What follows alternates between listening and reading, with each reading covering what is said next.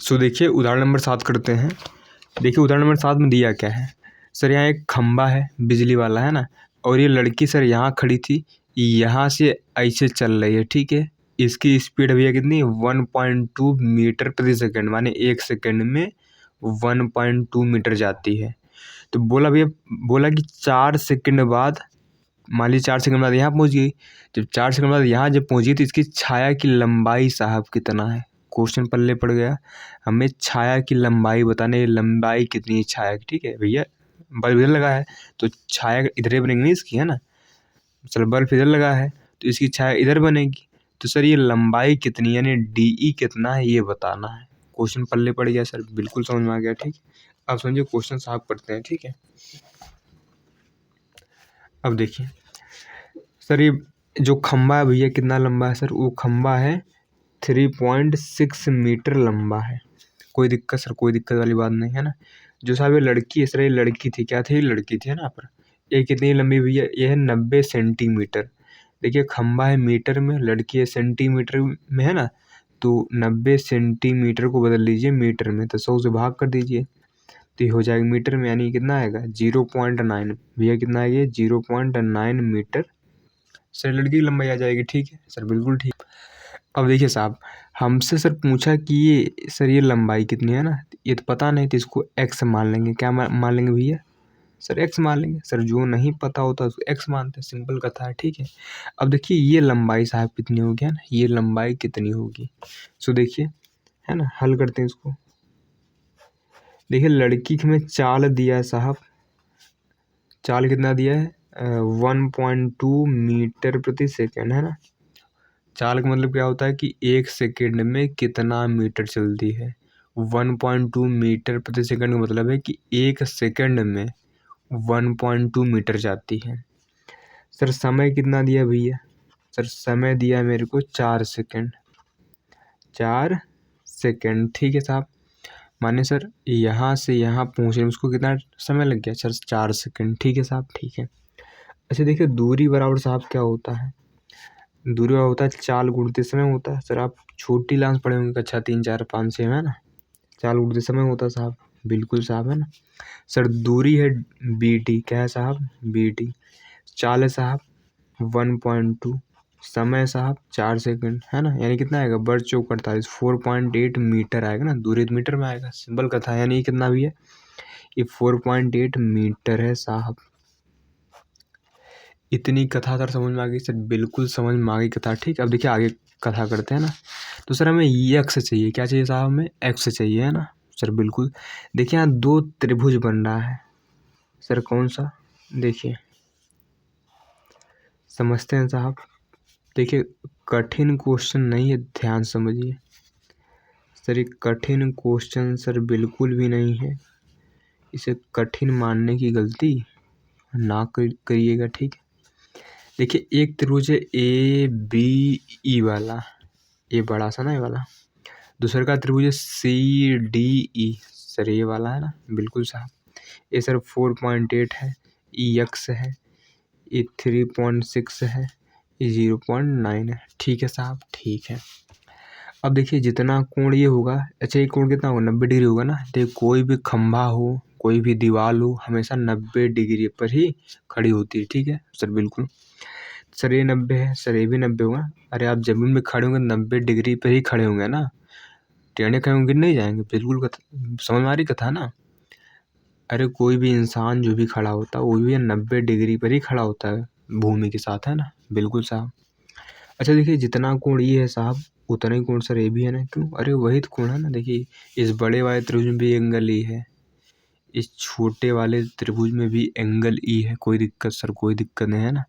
तो देखिए angle angle से समरूप हो गए, क्योंकि ये एंगल इसके बराबर है, ये एंगल इसके बराबर है, यानी एंगल एंगल से समरूप हो गए, है ना, ठीक है साहब।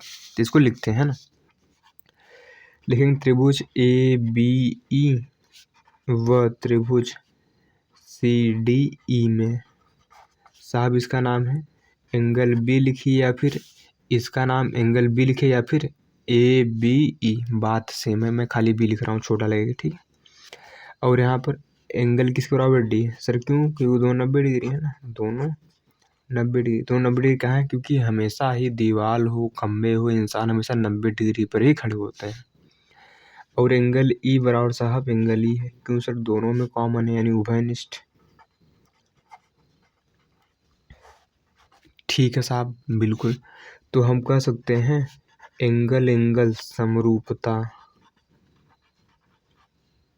कसौटी से, है ना। त्रिभुज ए बी ई सर समरूप होगी किसके? त्रिभुज सी डी ई के, है ना। ठीक है साहब। सर ये कथा कर कह रहे हैं, अब समझ में आएगा ना। अब देखिए, अगर दोनों समरूप हो गए तो साहब हम कह सकते हैं यहाँ ए बी बटा सर सी डी आएगा, बिल्कुल साहब। और यहाँ बी ई बटा क्या आएगा साहब? डी ई आएगा। क्यों भैया?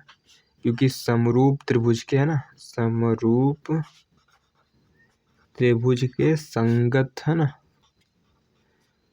भुजा सर हमेशा बराबर होती, कोई दिक्कत है ना। समरूप त्रिभुज संगत भुजाएं का जो अनुपात है साहब बराबर होता है ना। ठीक है सर, हमने ए बी बटा सी डी ले लिया और बी बटा डी ले लिया। सर आपने ए ई बटा सी क्यों नहीं लिया? क्योंकि उसका काम ही नहीं है साहब, उसका काम ही नहीं है सर, है ना, इसलिए नहीं लिया। तो हम ये देखिए, यहाँ ए बी हम दिया 3.6 और ए दिया है 0.9 साहब। सर बी दिया 4 देखिए साहब, बी 4.8 नहीं है, ध्यान दीजिए। बी माने यहाँ से यहाँ तक, तो 4.8 प्लस एक्स है भैया, ध्यान दीजिए साहब। यहाँ बी डी एक्स है, लेकिन मैं बात करूँ बी ई कितना है? ए प्लस ए नहीं है साहब, बिल्कुल ठीक है। थोड़ा मिसप्रिंट हो गया था, ध्यान दीजिए, ठीक है। सर बी कितना है? 4.8 प्लस एक्स बटा सर ये डी कितना? सर डी तो एक्स ही है ना। देखिए साहब, यहाँ देखिए कितना आएगा? 9 चौ 36, 4 नहीं आएगा सर। समझी नहीं आया सर, आप इसी कर समझिए, है ना। ये बच्चों वाला काम। देखिए लिखा था 0 पॉइंट नहीं सर, ये नहीं लिखा था 3.6 बटे 0.9, है ना। देखिए नीचे से पॉइंट हटेगा, ऊपर 0 बढ़ेगा, और ऊपर से पॉइंट हटेगा साहब, नीचे 0 बढ़ेगा ना। नीचे एक अंक बाद पॉइंट था तो ऊपर एक 0, ऊपर भी एक अंक बाद पॉइंट है, नीचे एक 0, सर इससे कट गया। 9 चौ 36, 4 आएगा भैया। सर बिल्कुल आएगा। अब तिरे गुणा कर लीजिए इनका, यहाँ आएगा 4x बराबर, एक को गुणा करने पर कोई फर्क साहब नहीं पड़ता है। एक्स लाइए तो होगा 4x माइनस एक्स बराबर 4.8, है ना। ठीक है साहब, है ना। यानी कितना होगा? 3x बराबर 4.8, यानी x कितना आएगा? 4.8 बटा 3, यानी x कितना आएगा? 16 3 48, यानी इतना ना, ये आ गया। अतः कह देंगे, अतः जो छाया की लंबाई है वो साहब कितना है? 1.6 मीटर। सर यही हमारा आंसर हो जाएगा। आशा करते हैं साहब समझ में आया होगा, है ना। ठीक है, देखिए बुक में एक मिसप्रिंट है, उन्होंने यहाँ सेंटीमीटर लिखा है, ठीक है। जब वो मीटर कर लीजिएगा ना, बुक में मिसप्रिंट छपा है, यहाँ सेंटीमीटर ना आकर मीटर आएगा ना। बुक में उसने 3.6 सेंटीमीटर लिखा ना, जो कि गलत है साहब, है ना, जो कि गलत है। अरे कॉमन सेंस है भैया, ये तो हमेशा लड़की से बड़ा ही होगा ना यार, ये छोटा थोड़ी ना हो सकता। खंभा लड़की से बड़े होगा ना, छोटा थोड़ी ना होगा। कॉमन सेंस की बात है, ठीक है। तो साहब ये हो गया मेरा उदाहरण नंबर 7, जो कि आसान था, मज़ा आया होगा, आशा करते हैं, ठीक है। तो अब करते सर लास्ट एग्जाम्पल नंबर 8। सो देखिए एग्जाम्पल 8 करते हैं, ये भी आसान है, ध्यान दीजिए, ठीक है। लिखते हुए यहाँ पर हल। देखिए साहब, 2 त्रिभुज दिया है ना सर, बिल्कुल दिया है। कहानी सर ये है कि, है ना, कि जो यहाँ CM और आर्यन है, जो CM है साहब ये क्या है? माध्यिका है। और जो यहाँ पर आर्यन है साहब, ये भी क्या है सर? माध्यिका है ना। माध्यिका समझते हैं ना, जैसे CM माध्यिका है ना, तो इसका मतलब ये बराबर इसको होगा, ठीक है, बिल्कुल साहब। जैसे आर्यन माध्यिका है, मतलब ये वाला इसके बराबर होगा, ठीक। माध्यिका काम क्या होता है? 2 बराबर भागों में बांटना, ठीक है, सामने वाली भुजा को ना, इसको 2 बराबर भागों में बांटना ना। कोई दिक्कत सर? कोई दिक्कत नहीं।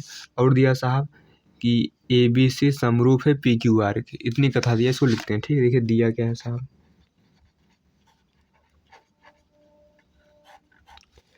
लिखेंगे CM व आर्यन माध्यिकाएं हैं।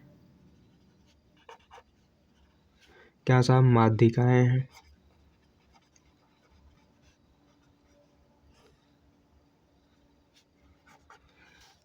तथा त्रिभुज ABC समरूप है त्रिभुज PQR के। इतना हमें दिया है, हमको साहब सिद्ध क्या करना है?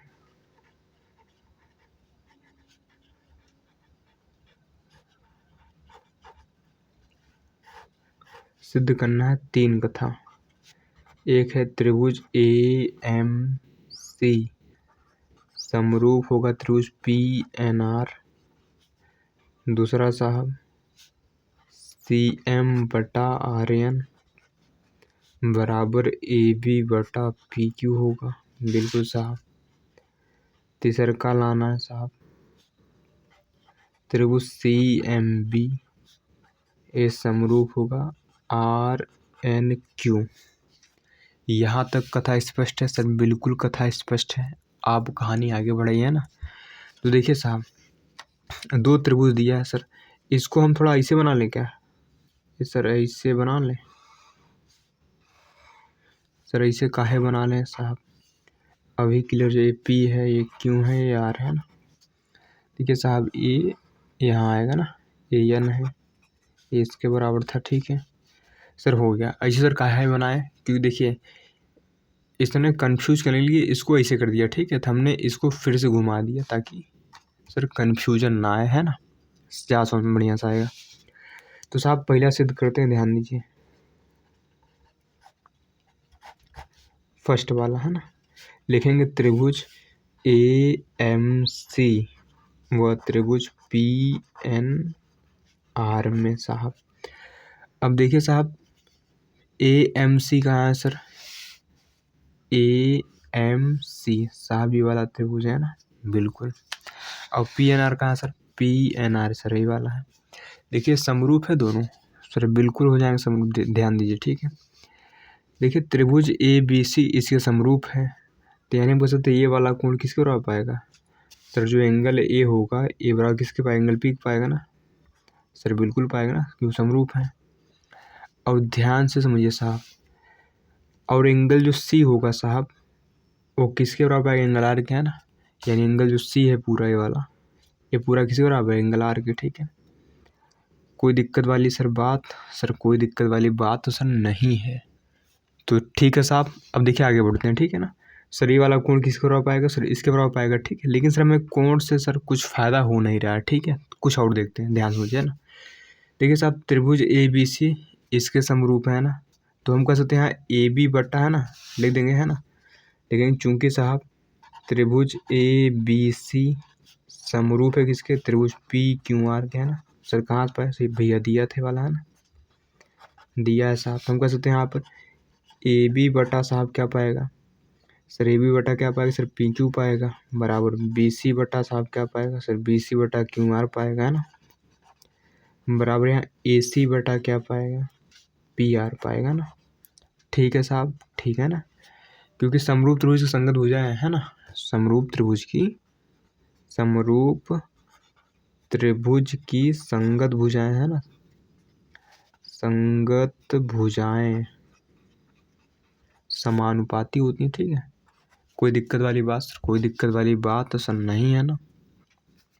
अब देखिए साहब, आगे कथा करते हैं सर, समझ में आएगा, ध्यान दीजिए। ठीक है सर, हमको इनको सर समरूप लाना है ना। तो हम लिखेंगे यहाँ पर, है ना। अच्छा देखिए साहब,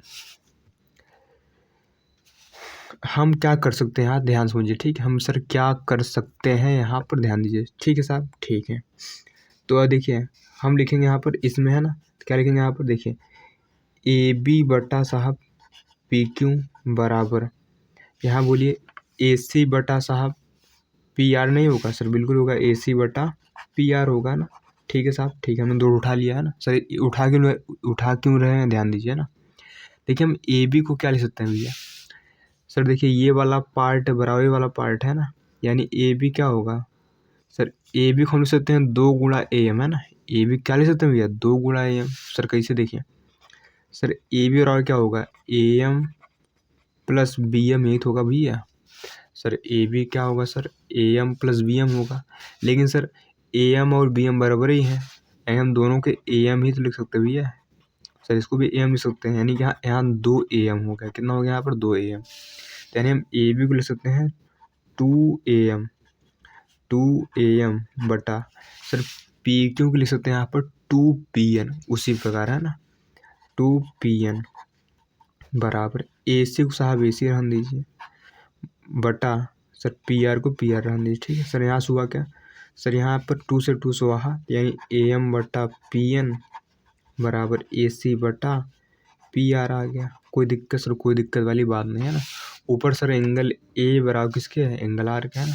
सर एंगल पी तो हम कह सकते हैं तथा एंगल ए बराबर एंगल किसके है साहब, पी है ना।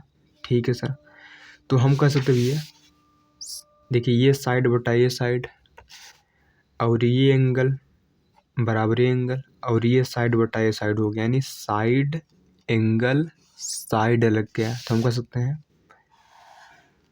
अतः या फिर तो साइड एंगल साइड समरूपता कसौटी से साहब